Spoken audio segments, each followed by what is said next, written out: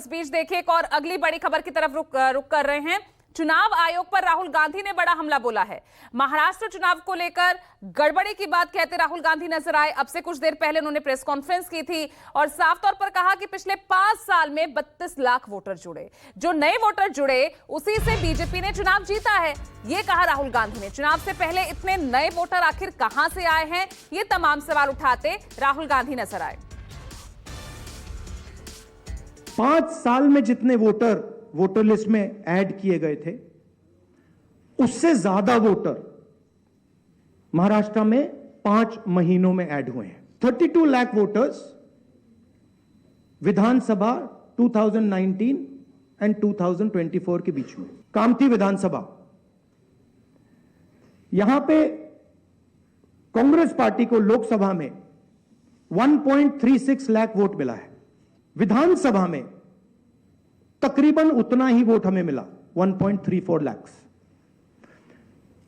यह चुनाव हम जीते, लोकसभा वाला।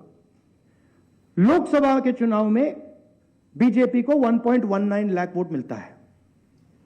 इस कंस्टिट्यूएंसी में 35,000 नए वोटर्स ऐड होते हैं और वो 35,000 के 35,000 वोटर सीधे बीजेपी के खाते में जाते हैं और बीजेपी चुनाव जीतती है। यह एक उदाहरण है, ऐसे महाराष्ट्र में अनेक उदाहरण हैं। हमारी कंस्टिट्यूएंसीज में, एनसीपी की कंस्टिट्यूएंसीज में, शिवसेना की कंस्टिट्यूएंसीज में हमारा वोट महाराष्ट्र में कम नहीं हुआ है, बीजेपी का वोट ज्यादा हुआ है। ये वोटर्स कहां ऐड हुए हैं? जहां पे बीजेपी की स्ट्राइक रेट 90+% है। There are many voters that have been deleted, voters who are in one booth who have been transferred to another booth. Most of these voters come from Dalit communities, tribal communities, minority communities. अब हमने election commission को एक बार नहीं, 2 बार नहीं, 3, 4, 5 बार बोला है कि देखिए हम आरोप नहीं लगा रहे हैं, लगाना चाहिए मगर हम लगा नहीं रहे हैं। हम आपसे सिर्फ महाराष्ट्र की वोटर लिस्ट मांग रहे हैं, लोकसभा की final voter list, name, address, photograph. Vidhan Sabha की final voter list, name, address, photograph. उनकी जिम्मेदारी बनती है कि जल्दी से जल्दी लोकसभा, विधानसभा महाराष्ट्र की लिस्ट वो NCP, Shiv Sena and Congress party को पकड़ा दें, क्योंकि हम इस मामले को आगे ले जाना चाहते हैं। हम इस इन्वेस्टिगेशन को एंड तक ले जाना चाहते हैं। और देखिए एक और बड़ी खबर, चुनाव आयोग से राहुल गांधी की ये बड़ी मांग है। कई लोगों के नाम लिस्ट से हटाए गए हैं, राहुल गांधी ने यह आरोप लगाया। साथ ही विधानसभा, लोकसभा वोटर की लिस्ट मुहैया कराए इलेक्शन कमीशन, ये बात कह रहे राहुल गांधी। और साथ ही उन्होंने ये भी कहा, और देखिए इलेक्शन कमीशन ऑफ इंडिया उन्होंने भी रिस्पॉन्ड किया है राहुल गांधी की इन मांगों को लेकर।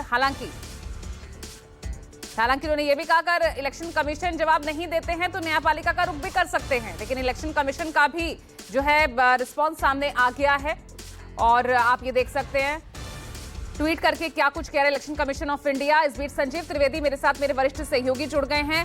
संजीव, यहां हम देख रहे हैं कि इस बार तो इलेक्शन कमीशन भी हरकत में दिख रहा है और राहुल गांधी जो लगातार महाराष्ट्र को लेकर चुनाव में गड़बड़ी, वोटर लिस्ट में गड़बड़ी को लेकर सवाल उठा रहे हैं, कभी संसद, कभी अलग से प्रेस कॉन्फ्रेंस करके, आज तो इलेक्शन कमीशन को भी जवाब देना पड़ गया।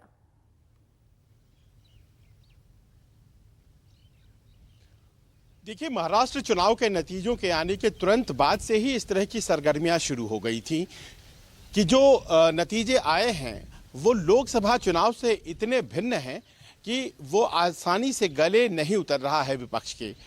राहुल गांधी का ये कहना है कि सभी दलों ने मिलकर के एक कमेटी बिठाई थी, हम लोगों ने अपनी टीम जांच के लिए बिठाई थी और उसके नतीजे सामने आए हैं। और आज जो मुख्य विपक्षी दल महाराष्ट्र के थे उनके साथ उन्होंने प्रेस कॉन्फ्रेंस की है और मोटे तौर पर उनका ये कहना है कि दरअसल उतने वोट्स जो ऐड हुए विधानसभा और लोकसभा चुनाव के बीच में 39 लाख, वो दरअसल वजह बने हैं महाराष्ट्र में अगर एनडीए की जीत हुई है तो एक बड़ा सीधा स्पष्ट आरोप लगाया गया है कि इतने वोट तो 5 साल में नहीं बढ़े थे, तो अचानक 5 महीने में कैसे बढ़ गए।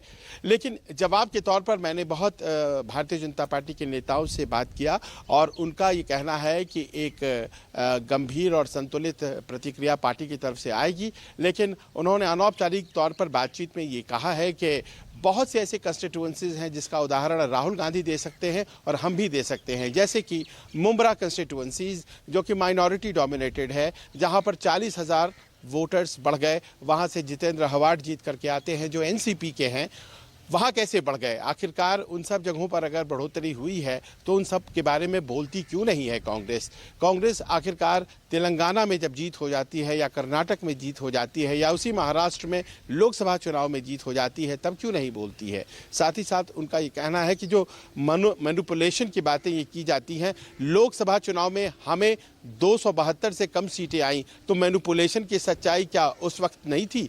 हम लोगों ने 240 सीटें प्राप्त की हैं, मैनिपुलेशन हम तब भी कर सकते थे। अनौपचारिक तौर पर ये बातें वो कहते हैं। लेकिन राहुल गांधी की बात में एक बहुत ही महत्वपूर्ण मांग है और वो ये है कि विधानसभा के वोटर लिस्ट और लोकसभा के वोटर लिस्ट, ये मुख्य विपक्षी दल जो हैं उन्हें मुहैया कराई जाए नाम, एड्रेस, फोटो के साथ और हम उसको टैली करेंगे। अभी तक विपक्ष का ये कहना है कि वो वोटर लिस्ट मुहैया नहीं कराया गया है और अगर ये नहीं कराया गया है तो इसका मतलब इसमें कुछ हैंकी पैंकी है, कुछ गड़बड़ है। अब देखिए कि ये बातें कही है राहुल गांधी ने तब जबकि दिल्ली चुनाव नतीजों में अब कुछ घंटे रह गए हैं। जी बिल्कुल, देखिए हर बयान के, हर परिस्थिति, हर सवाल उठाने और मांग उठाने की अपने एक अलग मायने होते हैं और वही मायने निकाले भी जा रहे हैं। चलिए, बहुत बहुत शुक्रिया आपका संजीव इस तमाम जानकारी के लिए। इसी के साथ एक छोटे से ब्रेक ले रुक रहे हैं। खबरें लगातार जारी है, देखते रहिएगा News 24।